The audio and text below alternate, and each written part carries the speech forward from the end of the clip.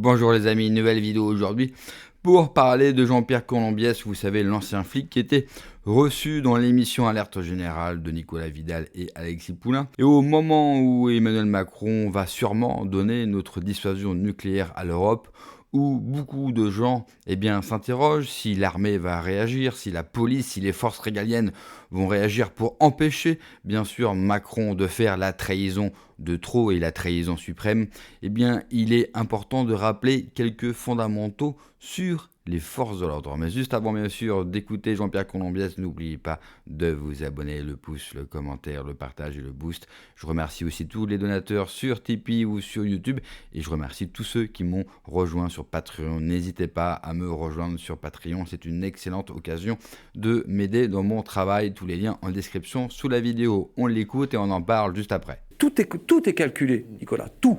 Dès lors que vous renvoyez ce message d'agressivité, vous n'êtes plus en rapport avec votre police, mais vous êtes sous l'autorité de cette police. Vous n'avez plus de gardiens de la paix face à vous, mais des agents du maintien de l'ordre. C'est pas la même chose.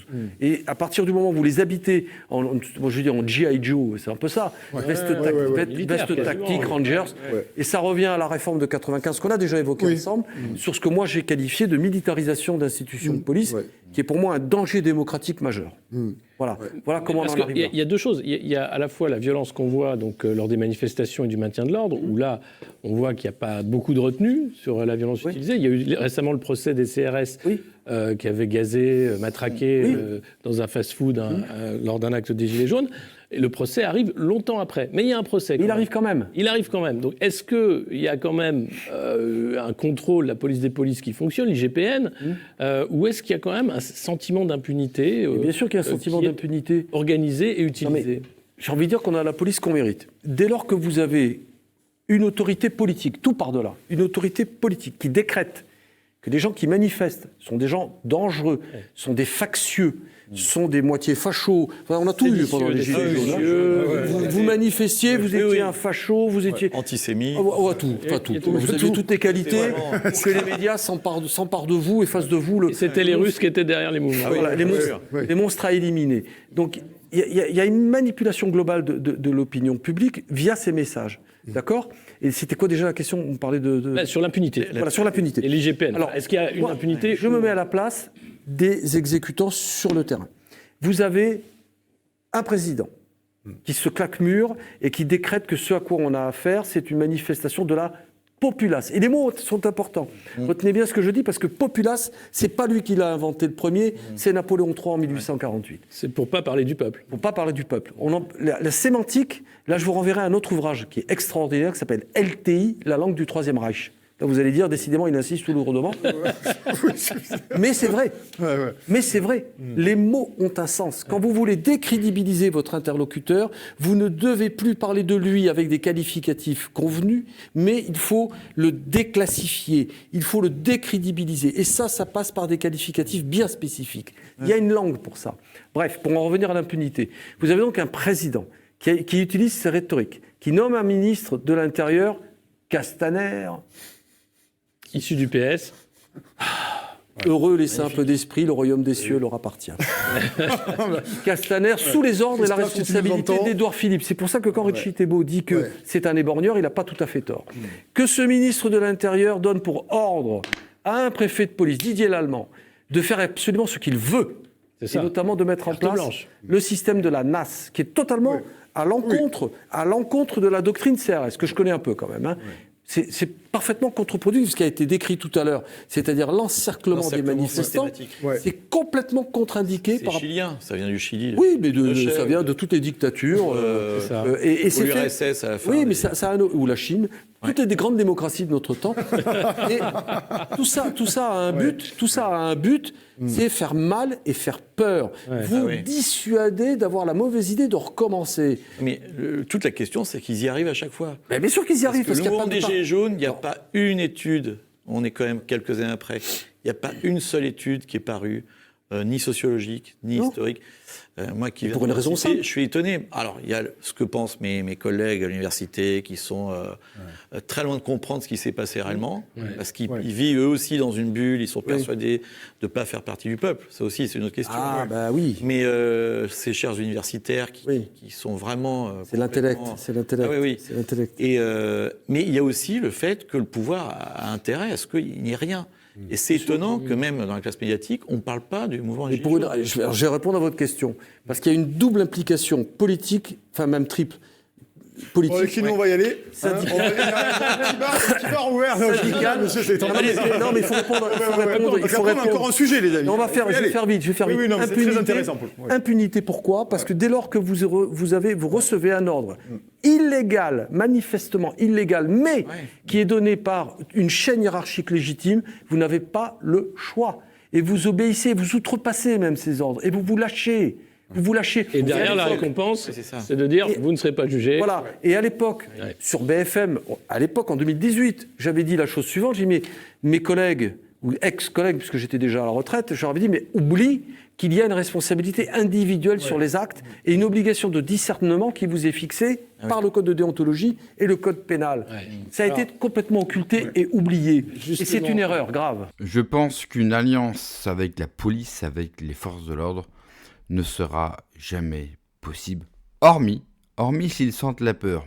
Imaginons un scénario totalement factuel et que personne ne souhaite, mais imaginons qu'une grosse partie du peuple français décide de sortir et cette fois-ci ils sont vraiment énervés, c'est-à-dire qu'ils vont jusqu'au bout et ils n'hésitent pas, malheureusement, tristement, mais vraiment tristement, et j'en ai quasiment les larmes aux yeux et des trémolos dans la voix, d'utiliser la violence et que, eh bien, nous voyons peu à peu, différentes villes, villages tomber sous l'occupation des Français et le pays sombrer.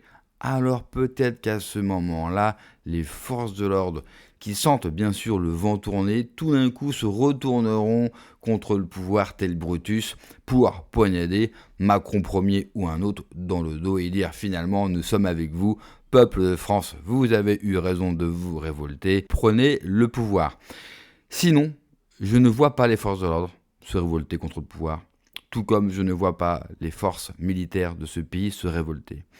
Macron s'apprête à faire la plus grande trahison de l'histoire de France. Et franchement, c'est un titre qui n'est pas facile à donner. Vraiment pas facile à donner.